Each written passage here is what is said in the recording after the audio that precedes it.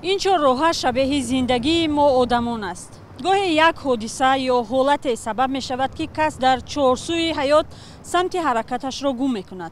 راهگم می زند. در هر سمت برای خود خطر می بیند. قصه زنانی را که راه درست پیدا کردند یا راه گم کردند پیشنهاد شما می کنیم. اما از یک جای آرامتر. استودیوی رادیوی آزادی.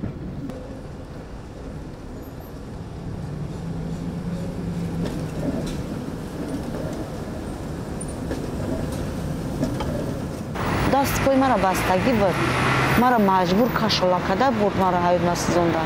در خونه که جای خوبی و چشم بود.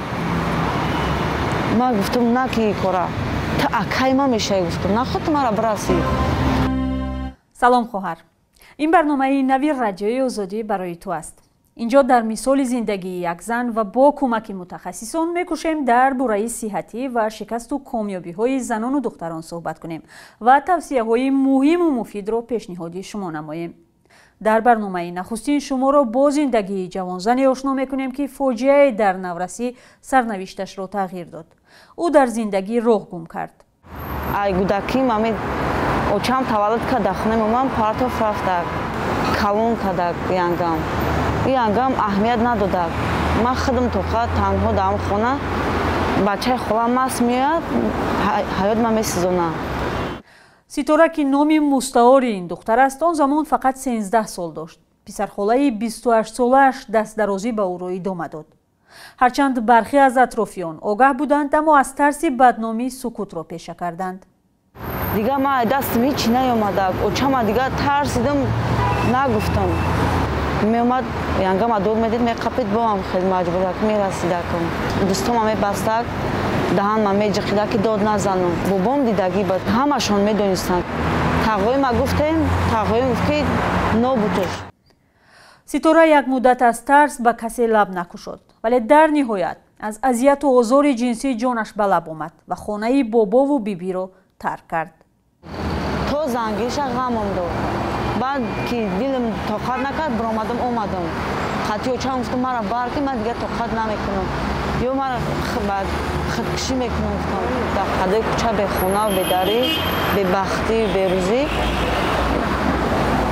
جای نمیافتم که خواب کنم. شب میشه در بالای تندور خواب میکردم. میترسیدم بچه‌های کوچه غم میدادن. ستاره مدت در مرکز چراغ هدایت پناه یافت و تحصیل کرد. در 19 سالگی با مرد ازدواج کرد اما زندگیشان پایدار نماند. خواستگاری آمده خیلی من گفتم که شوهر نمیکنم. گفت چی بگفت چی کمی گفت شوهر نمیکنی. من گفتم اخی بچه خلای خودم حیات مسیزوندگی 5-6 بار رسیدگی من گفتم من نمیتونم وجدانم عذاب میده که من مثال بخیزم شو کنم. 2 سال زندگی کردیم زندگی ما ویران شد. دختر بچه کردم و روزی در یک واگن زندگی میکنیم. مثال مردم فیراد میکنن خونهاشون برکه میکنن مثال پیشای خونهاشون علافاش میچینن توزه میکنن 100 سمای 50 سمای میتن میام خیلی زندگی ما پیش میبرم. سرنوشت‌های مانند به ستاره در تاجیکستان کم نیستند اما اکثریت سالها این جبر و ستم را تحمل میکنند و پنهان میدارند زیرا میترسند که خودشان را گناهکار میکنند. Потом снял с себя одежду и порвал мою. Я не могла встать и дышать. Мне было невыносимо больно и страшно. سال پیش یونیسف یا بنیاد حمایت از کودکان سازمان ملل با جلب بلاگران و چهره‌های شناخته میان جوانان موضوع آزار و اذیت جنسی را مطرح کرد و از جامعه خواست که در این مسئله خاموش نباشند. سازمان در چند نوار در شبکه‌های اجتماعی از قصه چند کودک و نورس مثال آورد که به آنها دست درازی شده است. با خبرنگاران و بلاگرانی که باید قصه ها را قرائت می‌کردند این کار به سختی دست می‌داد. بنا به آمار وکالتدار حقوق کودک فقط سال 2022 در تاجیکستان 60 نفر برای آزار جنسی نورسان به زندان محکوم شدند. دادگاه آنها را در دستدرازی و آزار و اذیت جنسی به 52 نابالغ گناهکار دانسته جزا داده است. اما آنهایی که این دهشت را از سر گذرانیدند چیکار باید کنند؟ чӣ тавр бояд зиндагии худро аз нав бисозанду роҳи дуруст пайдо кунанд. наргиз тоймастова равоншиноси тоҷик бо чанд зану духтари озордида кор бурдааст ва мо сарнавишти ситораро бо ӯ дар миён гузоштем. ситора ба модараш солҳо дар бораи таҷовуз чизе нагуфт. метарсид. занону духтароне ки чунин мусибатро дидаанд метарсанд ки агар гӯянд ҳам касе ба онҳо бовар намекунад.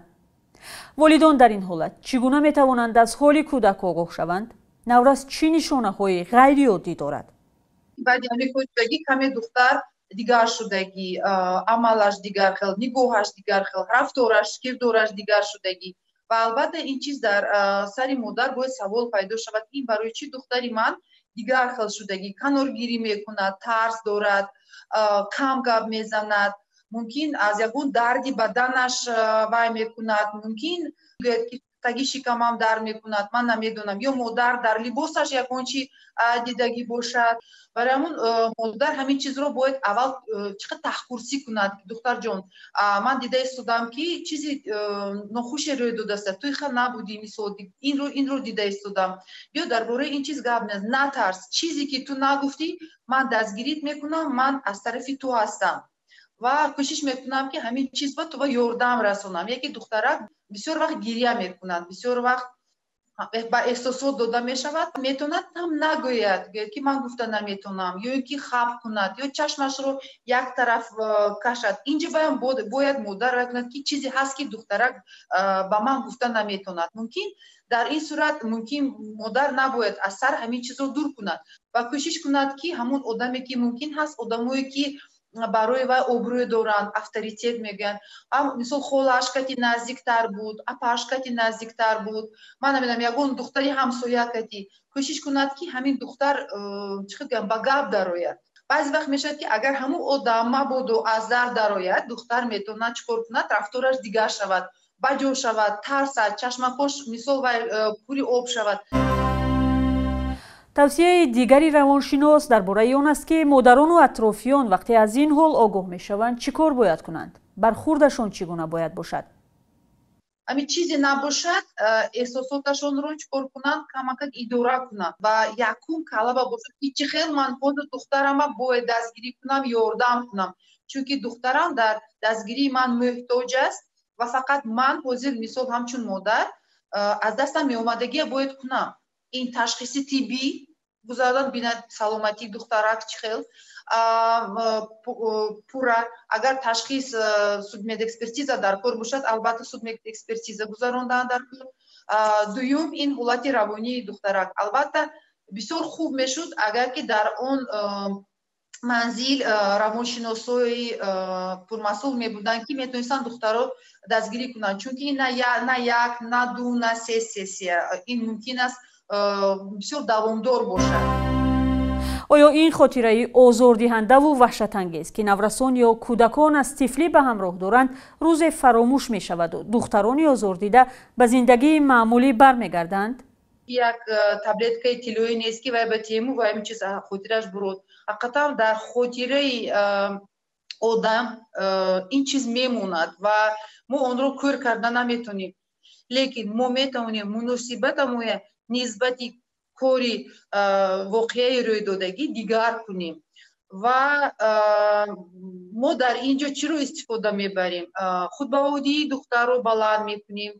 инро як чизе бинад ки дар қафо ин чиз аллакай вуҷуд надорад, вуҷуд дорад ӯ ҳаёти имрӯзаи ӯ ва чӣ хел имрӯз чӣ кор карданаш дар кор ки ҳаёти ояндааш аллакай иваз ёбад, дигар шавад, беҳтар шавад. агар духтар баъди ҳамин кори шудагӣ гӯяд ки ман чиркин, ман садқаи ҳаёти беҳтарин бошам, ман ҳама пасттарин одамам, ман ҳама чиркинтарин, дар он сурат нисбати худаш ақидаҳое ки ӯро чӣ кор мекунанд, паст мезананд ва дар ҳаёти оянда албатта ин чиз халал мерасонад. барои чӣ? вақте ки одам нисбати худаш ҳамин хел фикру ақидаҳо дорад, вай дар ҷамъият алалхусус сохтани муносибатҳо бо мардон, муносибатҳои оиладорӣ асосан дар ҳамин дар ҷои кор, дар ҷои зист ҳамин чизо таъсири манфии худро расонданаш мумкин. Он гуна ки равоншиноси тоҷик гуфт бо ҳар озордида ва ё таҷовузшуда муносибати хос ва мутобиқ ба равону ҳолати ӯ сурат мегирад. аммо дар маҷмӯъ ӯ беҷазо мондани афроди таҷовузгар, муҳоҷирати мардон ва танҳо мондани зану фарзандони онҳо, эҳсоси тарс аз хурдӣ ва зиндагии чанд оила дар як хонаи тангро аз омилҳои сарзадани чунин мушкил медонад. бинандаи азиз, шумо ҳам дар ин бора фикр карда будед? агар касе аз шумо нафареро медонад ки ба чунин ҳолат рӯбарӯ шудааст, пас барномаро ба ӯ ҳам фиристед. шояд андаке ҳам бошад кӯмак кунад. айни замон бо назару андешаҳои худ ва гузоштани шарҳ зери барнома ба мо кӯмак намоед, то салом хоҳарро беҳтару беҳтар кунем.